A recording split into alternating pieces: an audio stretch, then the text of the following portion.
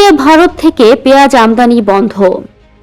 দেশের বাজারে পেঁয়াজের দাম নিয়ন্ত্রণে দীর্ঘদিন ভারত থেকে আমদানির অনুমতি দেওয়ার পর এবার দেশীয় কৃষকদের স্বার্থ রক্ষার কথা বিবেচনা করে সেই অনুমতি বন্ধ করার সিদ্ধান্ত নিয়েছে সরকার। সকাল থেকে ভারত থেকে নতুন করে পেঁয়াজ আমদানির জন্য প্রয়োজনীয় ইম্পোর্ট পারমিট বা আইপি ইস্যু করা বন্ধ করে দিয়েছে সংশ্লিষ্ট দফতরগুলো। হিলি স্থলবন্দরের আমদানিকারকরা জানিয়েছে যে তারা নতুন করে আমদানির অনুমতির জন্য সকাল থেকে সংশ্লিষ্ট দফতরে আবেদন করলেও কোনো আবেদন মঞ্জুর করা হয়নি। তবে যাদের কাছে আগের ইস্যু করা পারমিট রয়েছে তারা আগামী 30 জানুয়ারি পর্যন্ত সেই পুরনো অনুমতির বিপরীতে ভারত থেকে পেঁয়াজ আনতে পারবেন। মূলত স্থানীয় কৃষকরা যাতে তাদের উৎপাদিত পেঁয়াজের সঠিক দাম পান এবং বাজার যেন আমদানিকৃত পণ্যের উপর অতিরিক্ত নির্ভরশীল না হয় সেটি নিশ্চিত করতেই এই পদক্ষেপ নেওয়া হয়েছে। হিলি স্থল বন্দরের পেঁয়াজ আমদানিকারক মোবারক হোসেন জানিয়েছে, গত 7 ডিসেম্বর থেকে নিয়মিত পেঁয়াজ আমদানির ফলে বাজারের দাম বেশ স্থিতিশীল হয়ে এসেছিল।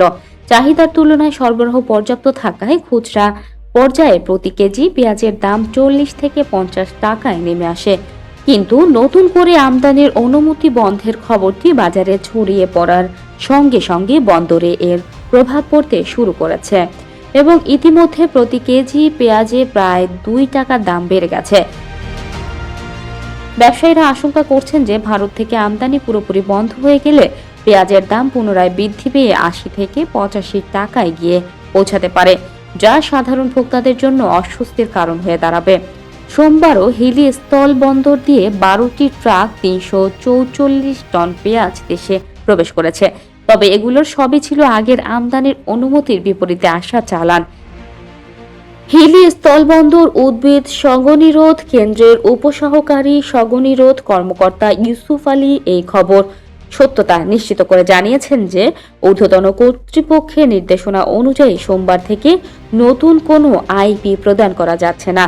তিনি আরও স্পষ্ট করেন যে আগের ইস্যু করা পারমিটগুলোর মেয়াদ 30 জানুয়ারি পর্যন্ত থাকায় ওই সময়ের মধ্যে মালবাহী ট্রাকগুলো দেশে প্রবেশ করতে পারবে। আমদানিকারকরা মনে করছে দেশীয় উৎপাদন পর্যাপ্ত না হওয়া পর্যন্ত এমন সিদ্ধান্ত বাজারের ভারসাম্য নষ্ট করতে পারে এবং অসাধু ব্যবসায়ীরা দাম বাড়ানোর সুযোগ নিতে পারে।